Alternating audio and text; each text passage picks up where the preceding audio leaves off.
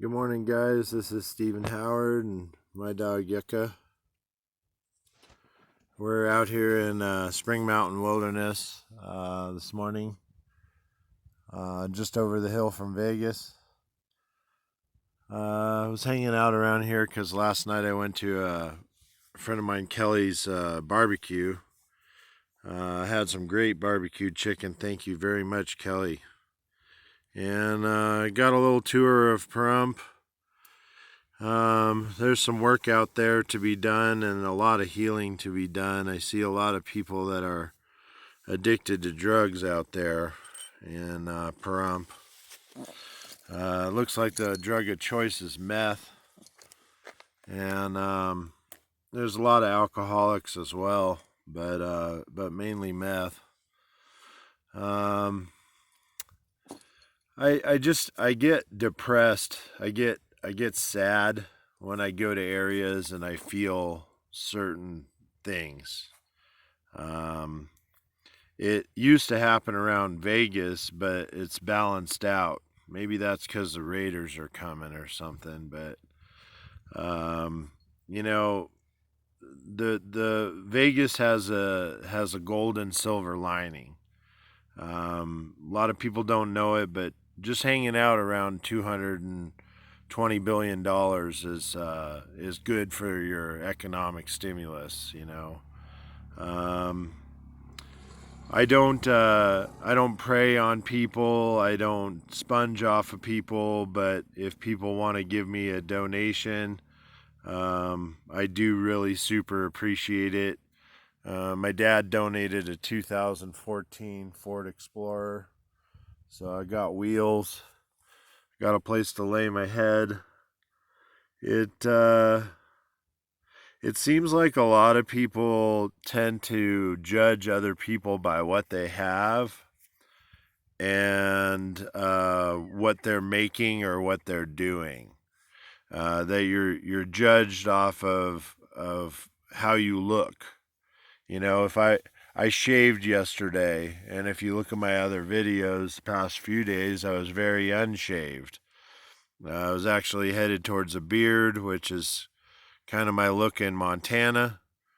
And, especially in the wintertime, you want to keep your face warm when it's -17 outside. Um, I guess what I'm trying to say is, the next time you have somebody that applies for a job, the next time you have somebody that wants to be a helper or personal assistant, instead of looking at what they've got and, kind of from a shallow perspective, um, you know, if I was going to hire somebody as a personal assistant, I would ask them, what's your mission? Where do you see yourself in 5 years? Um, what do you think would help save the planet? Um, how do you personally heal yourself? What do you do? And I would get down to the nitty gritty of the spiritual questions. When you die, where do you think you go? Um, you know, what's your beliefs? I mean, are we just a meat suit that has a spirit inside, like everybody else says, or is it something greater than that? Could our whole universe, our whole world and universe that we live in, be in the cell of a fingernail of another being in another universe? Maybe we're that insignificant. And I've been kind of like doing the study of the grasshopper. If you can snatch this pebble from my hand, you've reached enlightenment, and you can never get the damn pebble because the Grand Master's just too damn fast. So I'm basically out here in a course of study, spiritual study, study of the within. What are you really made of? What do you really have to offer the world? And as I'm doing that, what I'm finding is the depth of where I'm being invited to, and the things that are actually happening in my life on a daily basis are actually like miracles and magic that we don't have a whole lot of time left on this planet, and that, for some of us, it will be our last time here. We know it. We feel like we've learned it all, or we've experienced it all. And, in my belief system, you're reincarnated hundreds or thousands of times, and you create this past life karma and soulmates and enemies, and they're born into different people so that your life experience it changes. In other words, a past life soulmate or a karmic could be now your pet, or could be now your father, or now your mother, or could be your brother. Your arch enemy that was on the battlefield in Scotland could actually be your brother now. And finding a way to live with that, and finding a way to heal and overcome those, I don't know how you'd call them, but maybe generational curses or generational karma. Those things have to be overcome within this lifetime in order for you to reach a higher heaven. Otherwise, we're just reincarnated and we get to learn it all over again. Literally, the day we die, we're born as a baby, and we come right back, and we're the same soul as that baby. I've seen it in my own child. When she was born, she was so wise already. And when she was finally walking, we were skateboarding. And just her knowledge of everything, it was too much for her not to have been here before. So I realized that, and then I was realizing what that meant for me, and am I a young soul or an old soul? And, what karmas or what past life lessons did I need to learn in this lifetime? And you never stop learning. I mean, even till the day you die. But you kind of have to atone for all of that, and figure it out. And that's what I've been doing. It's taken me 48 years, and then an awakening at about 44 years old. I'm about to turn 49 in December, and I'm starting to look at my 50s differently. I see guys at the gas station that, they went to Vietnam when they were 19, and their bodies are all broken and hurt.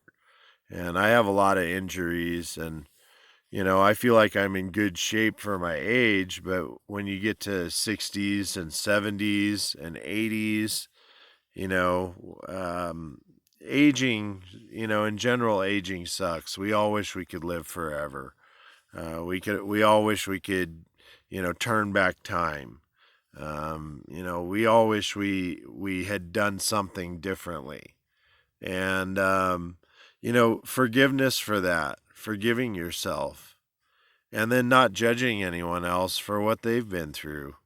You don't, I do believe something I heard this morning, which is if you walk in someone else's shoes, for a while, then you start to understand where they've been, where they're coming from. So I just want you guys to have a wonderful Sunday. It's kind of my Super Soul Sunday. I hope to go rock climbing later today at some point. And then I've got an awesome interview with a spiritual advisor named Daniel. Should be on Tuesday or Wednesday this week, so look for that video. I'm going to do a rock climbing video at some point, and I feel like I've been training. I've been in the town of Blue Diamond digging the trench. They have a real problem with roots growing in their creek. from all of the willow trees. And yeah, digging those out is pretty fun. You get in the muck and get a little bit of pay. But my spiritual work that's here in Nevada is coming to completion. I can feel it.